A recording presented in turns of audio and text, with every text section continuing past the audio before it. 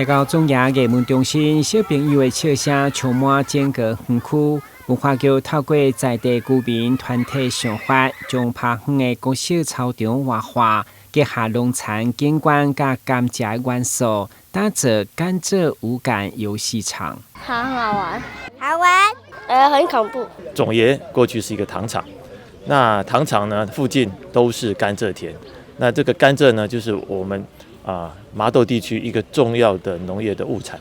那我们在发展这个场地的时候呢，也必须要回应到一个历史文化的一个脉络跟氛围，所以就以甘蔗以及这附近的蔗田的一个景观然后搭配一些地形上面的一个起伏来塑造。将来有出流浪海青树等11种台湾优具，拢甲甘蔗相关，相当特别。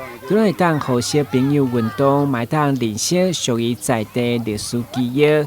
因为启用时间接近儿童节，嘛算是市长黄伟哲送予亲子的礼物。希望各位大朋友小朋友大家都喜欢，都能够好好来这边休闲。那我们在过去幼儿园区来办活动都很方便，所以大人小孩全龄式小孩可以在那边玩小孩玩累了，放电放完了，大人可以去那边参加活动。这些游戏场甲艺文中心的资源互相结合，不只是小朋友的欢乐天地，更是一处会当感受地方文化的场域。